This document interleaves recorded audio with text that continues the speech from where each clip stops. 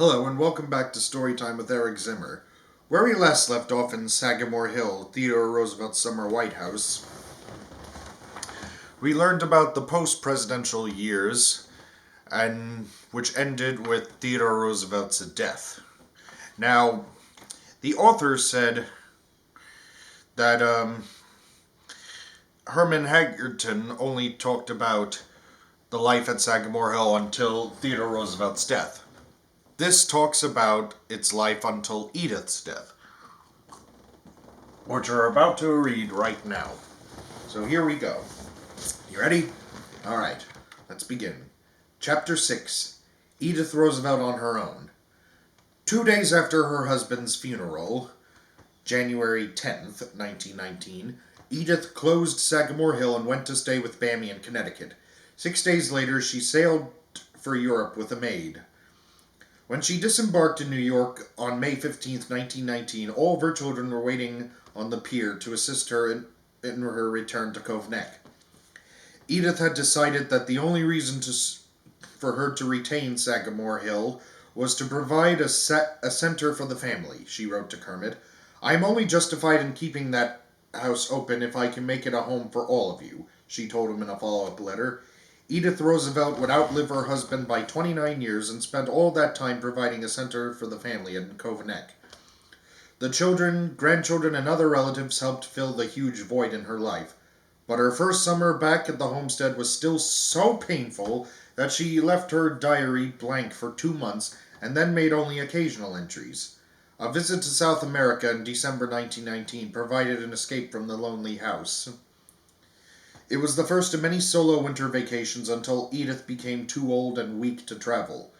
She made a trip around the world with Kermit and visited Ted during his service as Governor of Puerto Rico and Governor General of the Philippines. After she returned to New York from her first trip on January 17, 1920, the snow over the next 2 months was so heavy that no one was able to visit, and she needed a sleigh to get into Oyster Bay.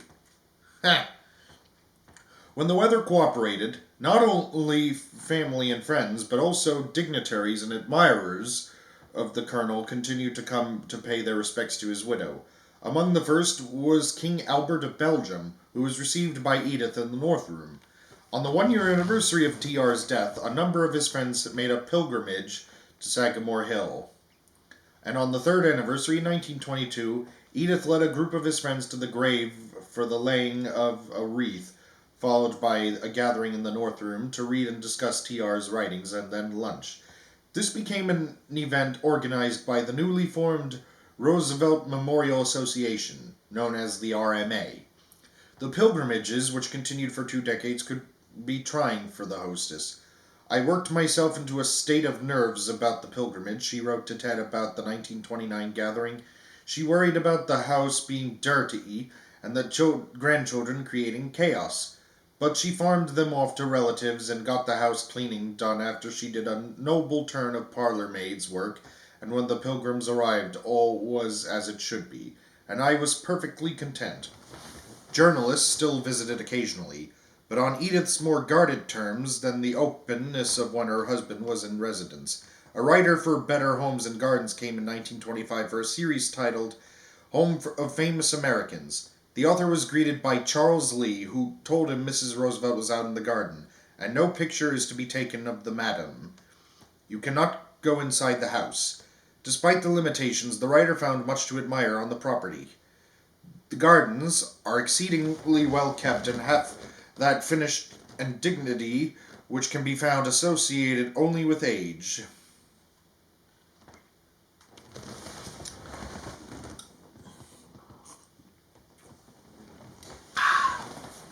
The number of pilgrims, journalists, and others diminished as the years went on, but her children and 15 grandchildren kept coming.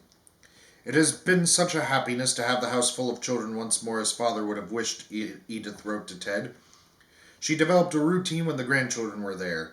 Edith began the day by reclining on a chaise lounge in her bedroom, polishing her nails before reading or playing solitaire.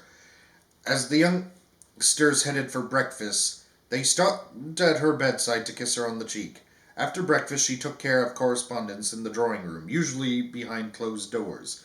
Edith spent her afternoons in the garden, wearing a straw hat and carrying a basket for cut flowers. Sometimes she would take the dogs for a walk if it was not too hot. She also swam in the bay waters that she had enjoyed with Theodore. In the evening she sat on the piazza to knit and reminisce. The family visits were usually considered a welcome distraction, but sometimes she wrote to her sister-in-law, Corinne. An odd feeling of guardianship persuaded her not to invite some Roosevelt families for fear of breakings and vanishings of artifacts she knew were important to preserve for posterity.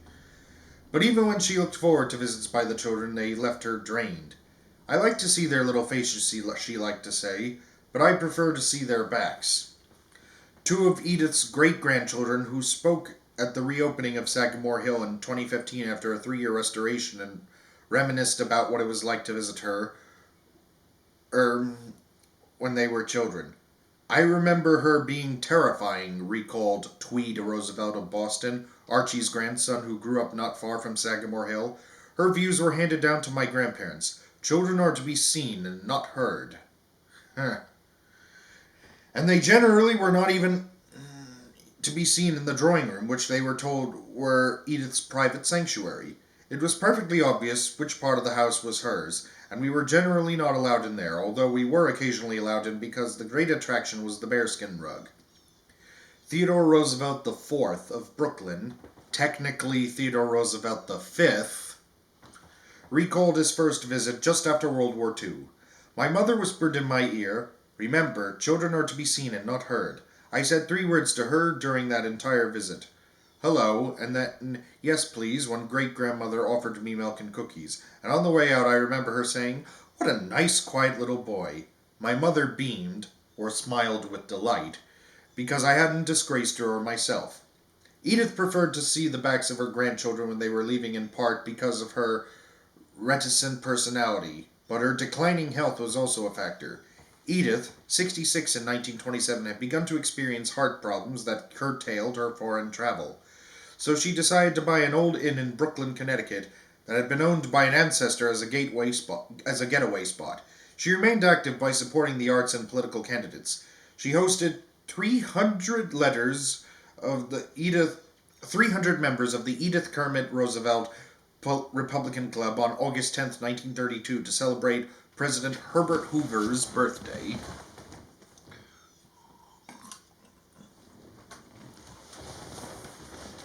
Sagamore Hill continued to operate as a working farm, although not at the same scale as when the Colonel was alive.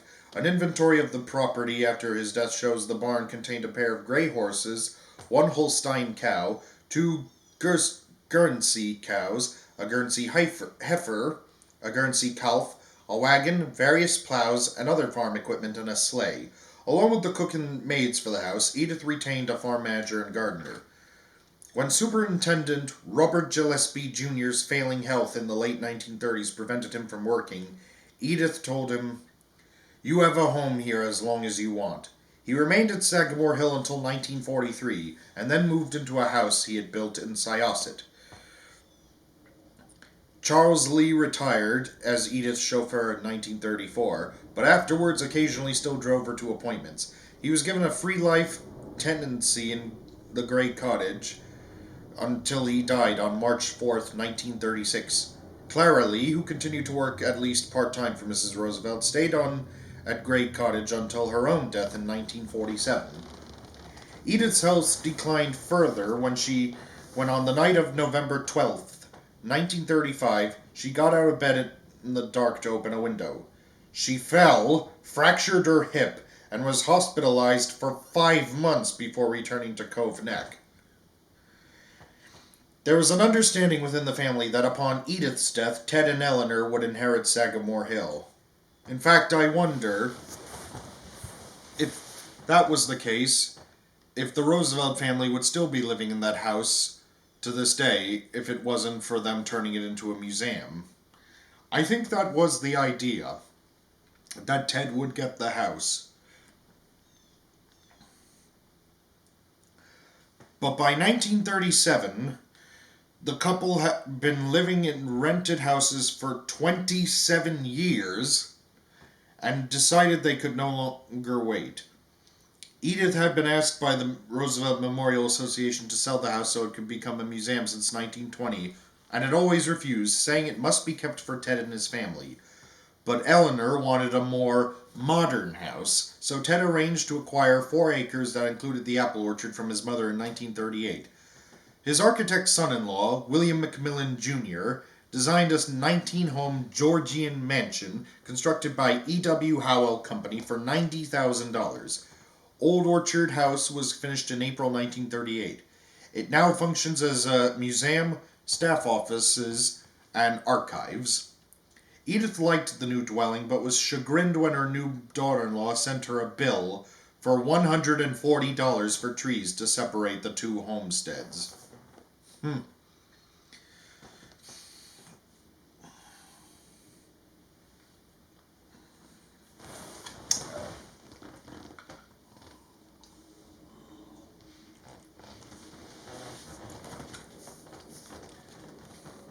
The construction of Old Orchard was the biggest change on the property during Edith's time there alone, but it was not the only one.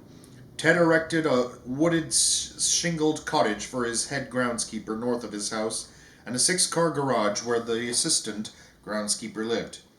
When the stable and lodge burnt down in 1944, the new barn was altered to become a residence and garage to accommodate displaced caretaker Valentin Mazer, his family, and the estate's automobiles around 1947. The windmill was destroyed or dismantled around this time as well. It was replaced by a replica in the early 1970s and another in 2010. But in the almost 3 decades that Edith lived in the old house after TR's death, she made few changes to it. She replaced the kitchen range, getting a new double oven wood and coal range in 1924 to replace the original 1887 model, and some wallpaper and plaster was repaired or replaced. The retention of the rest of the original structure and furnishings proved a major boon when the house became a museum. By the time Edith turned 80, in August 1941, she was troubled by her poor health and Kermit's severe alcoholism. She had grown so mentally and physically frail that she could no longer balance her checkbook or answer her mail. Curtis, the child most like her, was serving with the army in Alaska during World War II when he committed suicide on June 4th, 1943 after